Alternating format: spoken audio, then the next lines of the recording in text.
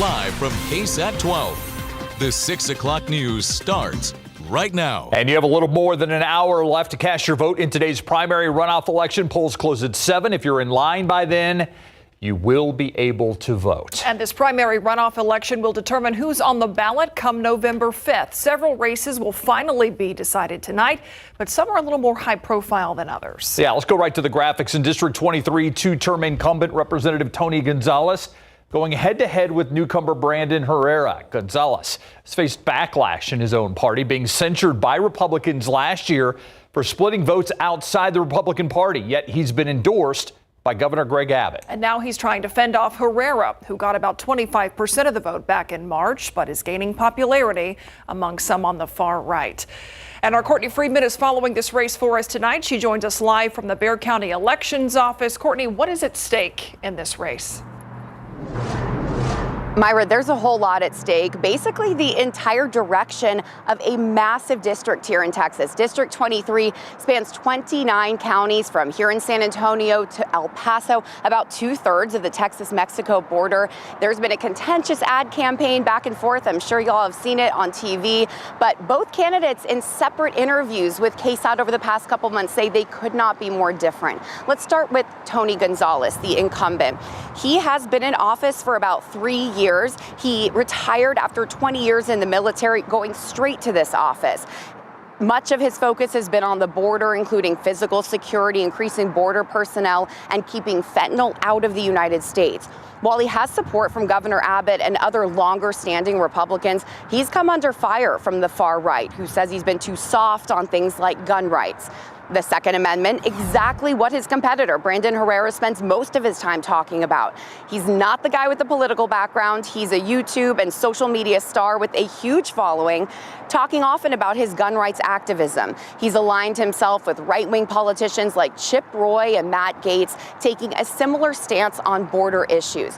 Something they do have in common, they seem to be keeping their heads down with focus over these last couple minutes before the polls close. Neither have made themselves available for interviews today, and they don't seem to be having those big watch parties that some other candidates are having. That's why we're here at the Bexar County Elections Office. But I will be keeping you updated on any further communication we get tonight from either of these candidates. For now, we're live downtown. Courtney Friedman, KSAT 12 News. All right, Courtney, thank you. Now to another race here at home. There are two candidates left in the race to be the Democratic nominee for Bexar County Commissioner in Precinct 1. Incumbent Rebecca Clay Flores and Dr. Amanda Gonzalez each have a history in San Antonio working with nonprofits. Clay Flores failed to get 50% of the vote in March. That's how we got to this runoff tonight. Our Dylan Collier joins us live from the Precinct 1 offices to break down this race. Dylan. Myron Steve Gonzalez is just days removed from filing an ethics complaint against her opponent, adding a layer of intrigue to a race that has really heated up over the past month. Clay Flores is the incumbent, and in that ethics complaint was accused of putting inaccurate information, specifically what other politicians in the San Antonio area had said about her first 4 years in office. Gonzalez, meanwhile, formerly served as executive director of Blue Cares, the nonprofit arm of the San Antonio Police Officers Association. But she and her former employee traded barbs earlier this month over her handling of meeting minutes. Clay Flores this year set aside $30,000 in discretionary spending for Blue Cares, even though she is backed by a progressive political advocacy group that has opposed SAPOA repeatedly in past years. SAPOA ultimately, at the end of all this, did not endorse either candidate. Clay Flores garnered over 46% of the vote in the 6-person Democratic primary in March, meaning that Gonzalez really has her work cut out for her tonight if she's going to get a majority of the vote at the polls. Reporting live on the South Side, Dylan Collier, KSAT 12 News. All right, thank you, Dylan. To a race that centers largely on school vouchers and the popularity of Governor Greg Abbott, the Republican runoff in State House District 44 features longtime incumbent John Kemple taking on the governor's endorsed candidate, Alan Schoolcraft. Kemple has been targeted by the governor because he is not in favor of school vouchers. Schoolcraft was a state representative and left office in 1993. Again, polls open until 7 o'clock tonight, less than an hour for you to get to your location and get in line. Now, if you're curious about what's at stake tonight, We have answers and so much more on our Vote 2024 webpage. Just scan the QR code on your screen to find helpful information like polling places, sample ballots, and much more. Also, don't forget, we have a special runoff election live stream starting at 7, right after the news at 6 ends. Results will start trickling in as soon as we start that stream. Hope to have Dylan and Courtney and Garrett Berger along with our power panel joining us. You can tune in on any of our KSAT streaming platforms. Hope to see you then.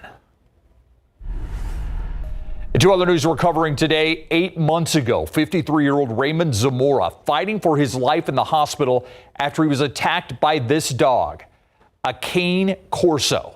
Zamora attacked on the city's west side. And Zamora survived that attack, but the dog was euthanized by ACS. Now, fast forward to today. That dog's owner has now been indicted by a Bexar County grand jury. Marcus Davila is facing charges of aggravated assault with a deadly weapon, an attack by dog with dangerous or serious bodily injury, and both of those are felonies. The Bexar County DA's office announcing this motion a few hours ago, and alleged Davila is a repeat offender, meaning his charges of potential punishment could actually be upgraded in this case. Now, if you're wondering why this indictment took so long, there were nearly 5,000 high-risk cases on backlog at the DA's office as of May 6th. That's short of the goal. The DA, Joe Gonzalez, had told the county commissioners court it would be hit by May. The DA's office says indictments are up 42%, though, so far this year. Both sides have now rested in the trial of Daniel Garcia. He's accused of killing his girlfriend's 5-year-old son back in 2021. The defense called just one witness who told the jury that she believed Garcia's young daughter, who testified against her father last week, was coached. Erica Hernandez breaks down this testimony and what it could mean for the case. In July 2021, Dominic Aguilar Acevedo was last seen walking down a staircase at a San Antonio hotel. Minutes later, he was carried up and then brought down the next morning, believed to no longer be alive. The two people accused of causing his death, his mother, Nicole Aguilar, and her boyfriend, Daniel Garcia. Garcia's defense had a psychologist speak about the testimony Garcia's young daughter, who was 4 at the time Dominic died, gave last week. She believes she was coached. To say she doesn't remember, it again puts into question where some of the information is accurate and what information is inaccurate. The longer a child goes through time, they rely on what's been told to them versus or what they hear or what they perceive or their own thoughts and feelings about an individual, and that can actually alter their memory. But the state in cross-examination fired back, saying in Watt's analysis she never herself sat down with the little girl and only reviewed past interviews and testimony. The defense also asked during a hearing outside the jury's presence for a mistrial, saying the state hadn't proved that Garcia committed injury to a child. The judge denied that motion. The jury will get to take everything into consideration as they begin deliberations tomorrow. They will come into this room and will decide if Garcia is guilty or not guilty of injury to a child or a possible lesser charge. Now, closing arguments are expected to begin around 9 a.m. If found guilty, Garcia is facing up to life in prison. At the Cadena Reeves Justice Center, Erica Hernandez, KSAT 12 News. Case not over yet. We'll be live streaming closing arguments tomorrow morning, and whenever the verdict comes down, we'll have that information too. Tune in on any of our streaming platforms tomorrow morning starting at 9. Remember a few months back when all of SAISD shut down because the heat wasn't working in schools? Well, today it was the opposite problem. Yeah, today keeping cool, the issue at 2 SAISD schools. Mark Twain and Bonham Academy students dismissed early because of problems with the AC this morning. This comes after District Superintendent Jaime Aquino actually wrote a letter to parents last week outlining SAISD's ongoing HVAC problems. He promised every school is being proactive about these issues, but noted that not all schools are going through the same problem. The district says students at Bonham and Mark Twain will be back tomorrow before the last day of school on Thursday. While crews work to get the AC going at those two schools, other SAISD campuses are getting ready to welcome students for the district's summer meal program. That program will make sure that kids get breakfast and lunch while school is out for the summer. You don't have to apply. It is open to students younger than 18. Some students under 21, though, also qualify. You can find more information about the qualifications and this summer meal program on our website, KSAT.com, right now. Watching storms off to the west this evening. This activity moving in from West Texas and even parts of Mexico as well.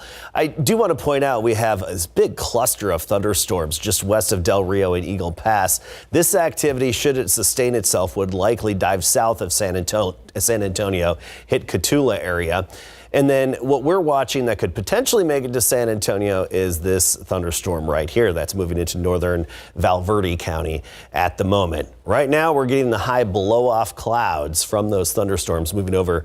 The blow-off clouds are moving over San Antonio. We'll talk more about our storm chances, an updated futurecast in just a little bit. All right, thank you, Adam. Are you wearing your sunscreen? The South Texas sun can be brutal on your skin, and if that wasn't enough reason to pick up your sunblock every day, the American Cancer Society says skin cancer is the most common type of cancer in the country. All kinds of options when it comes to sunscreen, so we asked a dermatologist for help. Dr. Elizabeth Hughes says look for a sunscreen that's at least SPF 50 and waterproof. And spray-on sunscreen seems to be a popular choice, but she says a spray isn't always the best way. I notice people when they do the spray, they kind of mist and walk through like you would with perfume, and that's maybe giving you SPF 1 or 2. So it's really important that that's applied correctly, which is why I recommend at home before you get where you're going, put a full cream on, and then if you want to touch up with a spray, I think that's reasonable. As far as brands, Dr. Hughes recommends Elta MD and Sunbum. We looked them up. An 8-ounce bottle of Elta runs about $58. A 6-ounce bottle of Sunbum about $17 at Target. Let's take a look at traffic out there right now. You can see I-35 at Main here near downtown. A little slow going on the upper and lower levels right now, but no major tie-ups to tell you about. The road to recovery, it's just beginning for the families impacted by those devastating storms over the weekend. The latest from North Texas and some other places that are still digging through all the damage. We'll take a look next on the News at 6.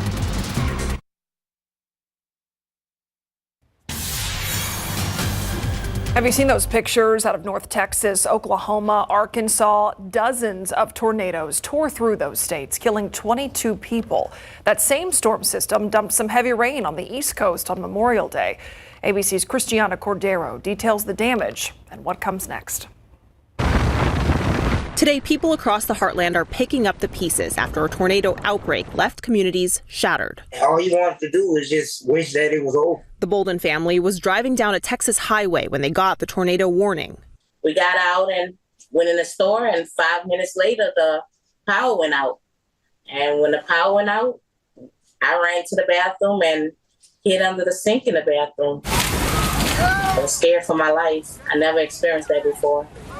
Wind from the EF2 swept right through where they took cover. The Shell station is now a shell of itself. In that same community north of Dallas, Elizabeth and Zach Moore had just taken engagement photos 5 hours before the tornado formed. First responders found them in a pile of rubble. Their home was lifted off its foundation and flown into a neighbor's yard with them in it.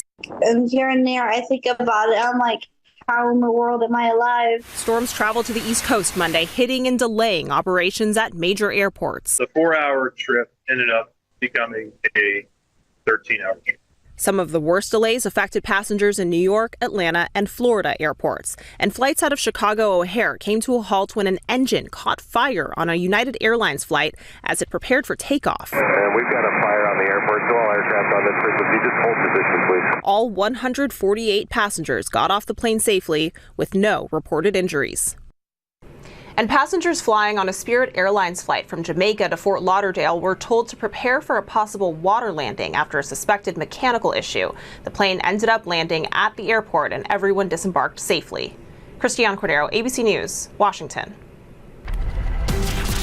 Outside with live cam, I couldn't notice that the temperature dropped off kind of nicely. I mean, we're in the 80s right now. And not only that, earlier today, we went from 98 degrees down to 90 within an hour because of the rain-cooled outflow from storms off to the north of us. And that's why if you were outside during the noon hour, and especially closer to 1 p.m., you may have noticed the breeze kick up and the temperature drop a little bit. Notice our rain chances the rest of this evening. Up to 40%. That's basically between 9 p.m.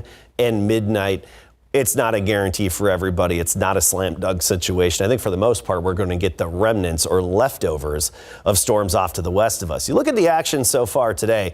Dallas-Fort Worth again, just like in the Metroplex over the weekend, and then East Texas all the way down into the Houston area. That's where they got hit yet again, and even some power outages in Houston after folks didn't have power for 5 days or more, and they got it back, and now there were some brief outages today. Now we've got the activity just off to the west of us that's starting to pop up here. West Texas along the dry line and in Mexico, some of the typical locations we see the storms pop up and develop. Now, what we're watching closely, I think, going forward over the next several hours is this thunderstorm right here that has popped up and started to move into northern Valverde County. And that thunderstorm, should it hold together, I think we'd get the remnants of that and what's left over as that heads eastward towards San Antonio. But overall, we're not expecting a whole lot or widespread activity to make it our way. Our futurecast is in line with that. It shows that cluster pushing eastward this evening. It could fall apart. We could see a little bit of other development, but the main action that's in Mexico, likely to stay south of San Antonio. Carrizo Springs, Cotulla, Dilley, Pearsall, you could get that. And then one or two little pop-up storms possible up all the way through midnight tonight, and then maybe just a few remnant showers left over from those storms off to the west. So overall, we're not looking at anything widespread. There is the off chance of a severe storm locally, but a better chance exists off to the west, Del Rio, Ozona, San Angelo, Midland. We can't rule it out, but because of that outflow boundary that moved through today, stabilized our atmosphere a little bit. And I think it's going to make it a lot harder for any of the leftovers, that remnant activity, to actually make it here. Now, I mentioned the power outages from the storms, and look at these outages in the counties here from Dallas to Tyler and southward, and particularly of focus is the Dallas area, and that's where we still have 300,000 customers without power. And here's another aspect of all this. You know, we've been missing out on a good portion of the rain. Other parts of Texas have been getting it. Dallas, 117%. So more than average rainfall over the past 365 days. Same with Waco, same with Tyler. We've had 61% of our average rainfall over that time. And going forward, 20% chance daily the rest of this week and through Saturday. That's to account for leftovers of West Texas and North Texas storms. 74 in the morning tomorrow, 84 at noon, mixture of sun and clouds, and 90 degrees for the high temperature. I'm going to say that with a question mark. Yeah, because that's actually average for this time of year. Love it. Not bad. Thank you, Adam. Talking about smoke at 6:45. Great. All right. I said yesterday, if you're a baseball team in high school and you're still practicing right now, it's a good thing. Yes. If it's going to be 90 degrees tomorrow, it's even a better thing. Absolutely. So we got Johnson and we have O'Connor practicing because they are going to face each other in the 6A regional finals. We're going to hear from O'Connor tomorrow, but coming up, we're going to hear from the Johnson Jaguars. And how about this? The world's 7th strongest man lives right here in San Antonio. Coming up.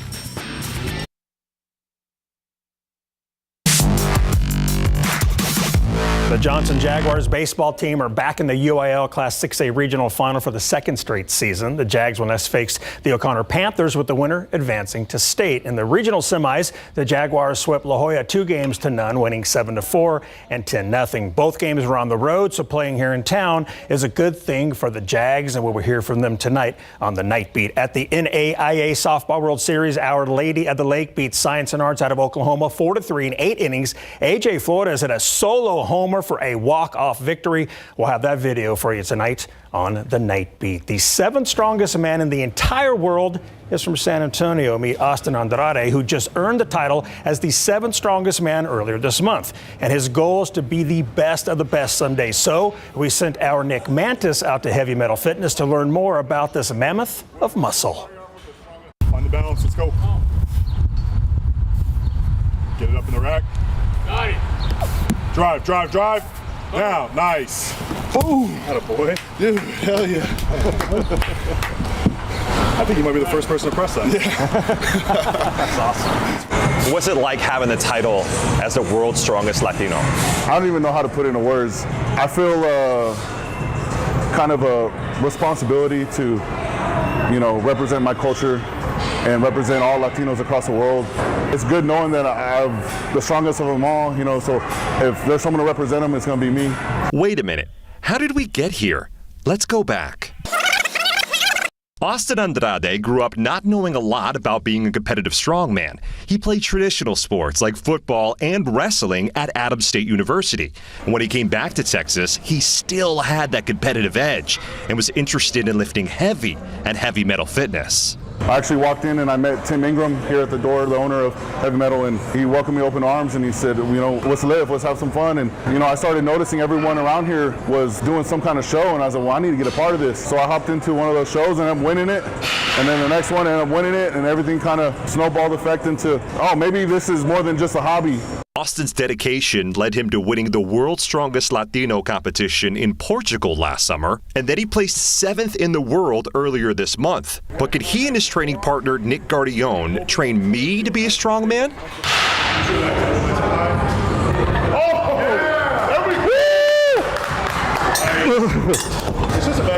That's all it is. Just 150 pounds of sand. All right. Our Father who art in heaven, help me get through this.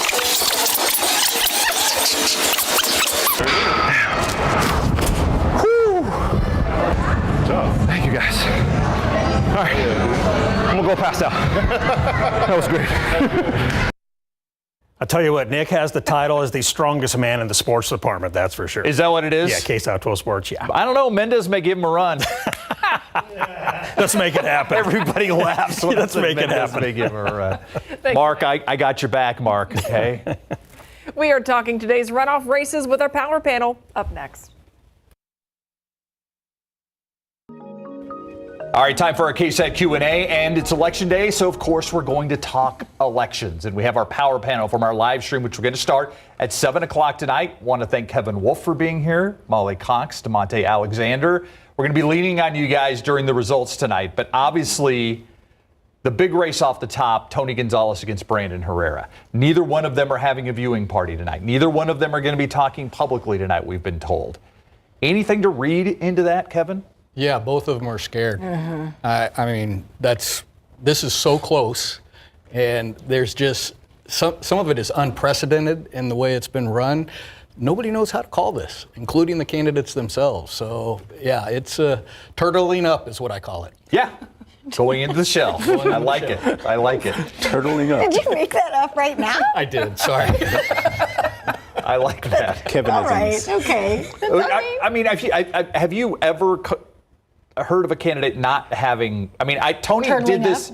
Turtling up. Right. Tony did this in the primary. He was at home with his family. Yeah. Did not talk the night that he was taken to a runoff. Well, but I think in the runoff, in the primary, we all sort of knew it was like kind of bad, right? Yeah. So I think he kind of moving into it knew, hey, I want to be at home. I don't want to make this a big thing.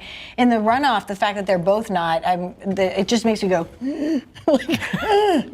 that's my commentary. Yeah. Okay. I like it. So we got turtling up right now. I don't think there's much to make of it. Again, he's been consistent with the way he approaches his elections. I think Tony would be out front. What concerns me a little bit is about those counties, those cities outside of Bexar County that are more in line with Brandon's issues. And so I was going to give Tony, but it's just hard with this race because of all those extra things that you have to add in there. So. You were going to call it?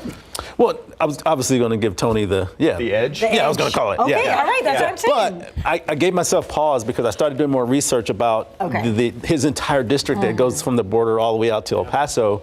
And we don't have data on that because a lot of those counties don't have primaries other than this race. This is just an aside, but I was struck when we were in Uvalde last Friday for the 2-year mark after the shooting there, how many people were at the Civic Center there holding up signs for Gonzalez and Herrera, but also the sheriff's race is big there. I mean, those are things where you've got contested races that could drive more people to the polls than maybe the ones that you have in Bexar County. Well, what I wanted to do is go look at what those races, if that community is voting for change based off of what happened in Uvalde, and what types of candidates they're voting for, and which gives me a little bit of indication of what's going to happen in this race, but it's just so hard because Bexar County is such a huge impact on that seat because we have more voters here. So, Hopefully a little more data after tonight. Absolutely. Let's talk about John Kemple, Allen Schoolcraft. We talked back in March how this was a race that had school vouchers on the line and really the popularity of Governor Abbott. After we saw a lot of races where the governor had endorsed other candidates go their way in March, do you feel like that is still what this race is all about tonight? Yeah, there are a number of contested runoffs tonight, but those two that you just named will essentially determine how the legislature is going to be controlled. So if they win, you'll continue to see fights between the executive branch and the legislative branch. If they lose, you won't see those fights. And that means big change is coming. I think the biggest race is that we're not really talking about is Dade Fallon. Yep. Because if he loses that seat, that's 43 committees that will now be up for grabs. Right. And I guess remember they vowed to never not have a Democrat on one of those committees if they do. So that's the implication of that race is huge. Yeah, this is the Speaker of the House. Right. It's not a local race, but it definitely could have implications. Absolutely. 100%. Yeah, I mean, I think you're talking about people who are not on the ballot having influence over the elections, right? So in the case of Greg Abbott really funding, we're talking upwards of $2 million, a little over $2 million, putting into races for folks who are for voucher, pro voucher. And then in the Dade Fallon race that you're just talking about was Dan Patrick and Ken Paxton, who are pushing that race as well. So folks who are not on the ballot influencing who is on the ballot. And the incumbent is behind in that race, by the way. Yeah, a lot of times we say follow the money. Yeah. Tony Gonzalez outspending Brandon Herrera. The Herrera campaign told me they expect to be outspent 10-1. The Schoolcraft Kemple race kind of evened out. In the primary, it seemed like the governor was spending a lot of money on that race. Now that it's in the runoff, it kind of seems like maybe Kemple is getting more money than he had before. I mean, am I reading too much into that? I would call Kemple and say he's going to win. Phelan, I can't guess right now. Interesting. I'm not calling anything. No, nor should you before 7 o'clock, before the polls close. That's what I'm saying, Molly. The polls close and I have pizza in my system. Yeah. Then maybe I'll think about it. Maybe you'll think about it. Well, we can get you some pizza in just a little bit. Rebecca Clay Flores and Amanda Gonzalez. Yeah. That is also an interesting race to me. I think Clay Flores really thought she was not going to have to go to this runoff. Yeah. Yes. I think she was very disappointed that she's going. But here's the thing that you have to understand. Rebecca had 5 candidates that actually ran races. Yes. Yes. It's not like a District 2 Jalen. He had 9 opponents. None of them ran races. He beat them all outright. They all ran viable campaigns. That's hard for anyone to kind of overcome a runoff in those situations. Just in terms of numbers. Yeah. Right. No matter how good you are. Yeah. It's hard. Do you think she wins tonight? I think she wins tonight. It's another call. You did 2 calls. I'm with him. Be bold. Yeah. Well, it's interesting. It's interesting because your dad aligned himself with Rebecca Clay Flores quite often. Yeah. And I was surprised how many candidates lined up against her. I mean, you can say, there are a lot of candidates, that's why she didn't win. But there were a lot of candidates, tells me there were a lot of people who weren't happy with what she was doing.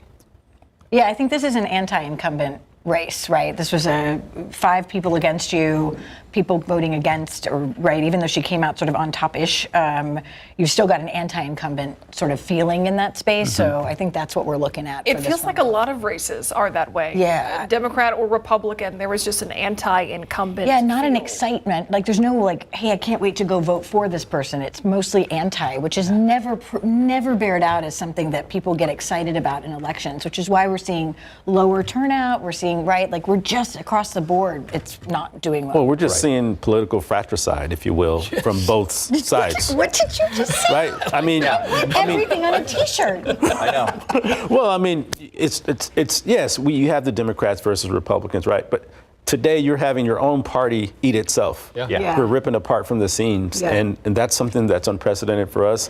They say history repeats itself, but maybe this is something that's happened before. Maybe you know what? Eddie's a good historian, right? But maybe this has happened before. But this is something that I've never seen, as far as we're eating ourselves, eating our own young. Yeah, absolutely. But it does seem like the Republicans maybe are a little more pronounced when you have a Republican. Dems are a little bit more quiet about it. A little bit hungrier. Dems are a little bit more quiet about it. Hungrier. Yeah, I mean, I think that seems to me to be what we're watching. It'll be interesting to see how it plays out, if there's differences between the primary and the runoff. Because, like you said, with low turnout, I mean, it's really going to be the motivation of voters to get out there. Well, and to be fair, and generally when we look at runoffs, you're going to see a lower voter turnout. But this one seems to feel a little bit charged. more like charged in some instances, and you know who's going. This is going to be because it's so fractured. The folks who are showing up, right? They're ready to put their vote in. So yeah, this will be an interesting one to watch as the numbers roll in. Oh, with timing and Memorial Day weekend, Yes. and that just and the presses weather numbers that was lower. happening throughout Texas. Yeah, I mean that's another one. The sad thing about all of this is it's a constituency that's left holding the bag. Mm-hmm. Right? That's sad to see. Yeah. But we'll see the results. All right, See what happens. we're just getting warmed up. Yeah, we got to get pizza too. Right, we got to get We got to get Molly some pizza. Before we can really get all into that this. stuff before 7 o'clock. So we got things to do. Right. All right, we'll see you guys on the live stream. Appreciate it. All right. Thank you. We'll be right back.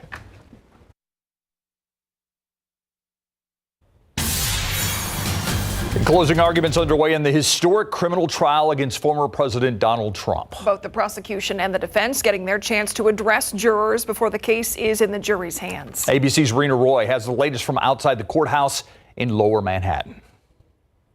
The prosecution and defense getting their final chance to try and sway the jury in their favor in the hush money payment trial against former President Donald Trump. In their closing argument, prosecutors attempting to convince all 12 jurors to convict Trump on 34 felony counts of falsifying business records when he ordered his former attorney Michael Cohen pay off adult film actress Stormy Daniels in exchange for her silence about their alleged sexual encounter. But defense attorney Todd Blanche telling the jury Trump is innocent, calling prosecutors' theory of the case absurd and the testimony from their witnesses irrelevant. Over the course of a month, the prosecution calling 20 witnesses to the stand, including Cohen and Daniels, arguing that Trump tried to hide damaging information from voters ahead of the 2016 election by labeling Cohen's reimbursement as a legal expense. They have another witness here being Stormy Daniels that they're arguing is trying to extort the former president. The credibility of both these witnesses amount to how big this story was and why they needed to suppress it,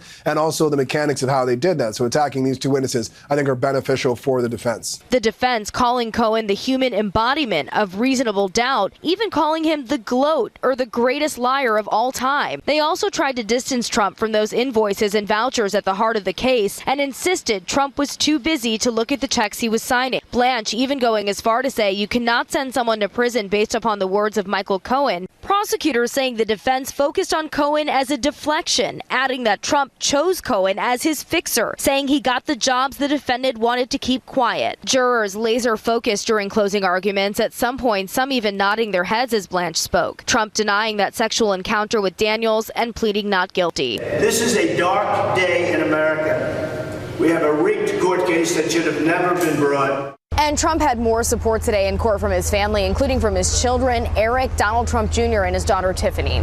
Rena Roy, ABC News, New York. Parts of Texas seeing another round of storms today, but for us, it meant a little bit of a cool down this afternoon, Adam. It did. We had that outflow boundary move in. It dropped us about 8-9 degrees within an hour. And so that also stabilized our atmosphere a little bit. That's why I'm a little skeptical of these storms off to our west actually making it here later on this evening. They very well could. That's why we're watching them. Up through midnight is our opportunity for some of those storms, even just remnant showers left over. I'll have the latest timeline for you and talk about the smoke in the air for this week in just a bit.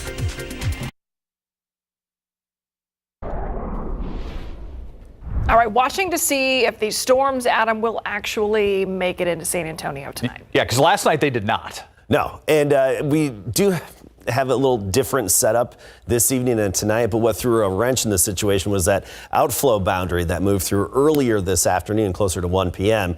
I still think we have that 40% chance of at least some remnant showers for some neighborhoods, with the chance of a few storms. And if we do get the storms, they could become strong to severe. You look at the satellite and radar today, a lot of the action from Dallas-Fort Worth southward, College Station into Houston. Activity from West Texas and Mexico is what we're watching right now. That you see it since 2 p.m. that's been popping up and starting to drift eastward, not moving all that quickly. Locally, nothing over San Antonio at the moment. You head off to the west, and we have one severe warning still in northern Valverde County for the potential of 1-inch diameter hail. But what I'm also watching is how this activity is spreading eastward a little bit with some of its development just south of I-10 and just north of Lake Amistad. There's a little bit of fresh development. The action in Mexico is still pushing eastward. However, it's not really making good progress eastward. And I do want to point out this little green line that we have right here. This is the outflow boundary I was talking about. This is from the storms in North and East Texas earlier today that hit us around 1 o'clock. That outflow boundary moves eastward, and it might cut off the development of those storms. So something we'll be watching, and of course we'll be on the KSAT Weather Authority app as necessary, and on air and online as necessary as well. Here's a futurecast. It does show some of that action pushing eastward, maybe a few remnant showers and storms in some neighborhoods through about midnight tonight, and then a stray shower or two overnight as well. And then I just think some leftover clouds tomorrow morning. Daily storm chances the rest of this week, but at 20%. So isolated. It's to account for leftovers of West and North Texas again. I want to mention the smoke. When the sky clears out, the clouds clear, you see that really thick haze in the sky. And we do have the smoke still there, and it's going to be present for the next day or two, but it's going to thin out a bit more. So it will thin out a little bit, but it's still going to be in the air. It's not impacting air quality as much now as it did over the weekend and even last Friday, but it's still going to be noticeable with that extra haze in our sky. 86 officially right now at the airport, and Stinson at 86. Port SA, Kelly Field 88 degrees, Pleasanton 85, Hondo 90, and Bandera at 89 degrees. As we go through the evening, temperatures just gradually falling off down into the lower 80s by 10 o'clock. Midnight, we're at 79. We'll briefly see those rain and storm chances up to 40%. That's through about midnight. And then tomorrow, just a 20% chance at 4 p.m. 74 degrees in the morning, 84 at noon, and then only 90 for the high temperature. We had our first triple-digit day on Saturday, making it up to 102, and we were close to triple digits the past couple of days, but we're not talking triple digits. 90 tomorrow, low 90s for a high on Thursday, so temperatures have been trimmed back. We will rise a bit, but only mid-90s by this upcoming weekend. So that's a bonus right there. And again, we'll be watching those storms and have notifications enabled on your KSAT Weather Authority app. We can keep you updated. Okay. 90 tomorrow. Yeah, not bad. We'll take it. All right. I scream, you scream, we all scream for an ice cream primary when we come back.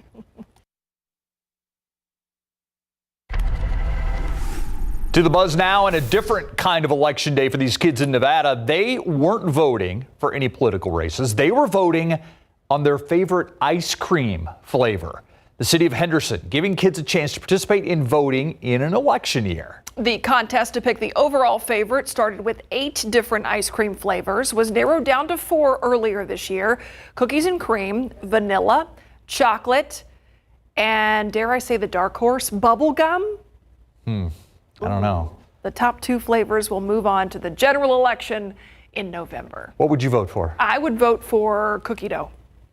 Cookie dough wasn't on there. You only get 4 choices. Well, You're going to write in cookie dough? I would write in You cookie are a dough. rebel. All right, this poor puppy got chased off a cliff by raccoons. You see him right there? He required a rescue. Not a very nice move there by the trash pandas. Thankfully, the San Francisco Fire Department responded to save the dog. Trash pandas, aka raccoons. Yeah. One firefighter using a rope and a harness went down the cliff, got the dog back to safety. The dog's been reunited with its owner. No word yet on whether the raccoons will be punished for their crime. Hope they could identify him because they were masked at the time. What's your favorite? Ice cream, not raccoon. Of those 4, or like just in general? Just in general? I like a good sherbet. See, we're both writing things in. We'll be right back. We are moments away from starting our election night live stream. That's why we move things out here to our digital set in the middle of the KSAT newsroom. We have our KSAT power panel here with us to weigh in on all of tonight's runoff races. Yeah, nobody puts baby in a corner, but we do put the power panel in the corner. So that'll be part of our live stream coming your way. Live, we'll see you on all our streaming platforms at 7.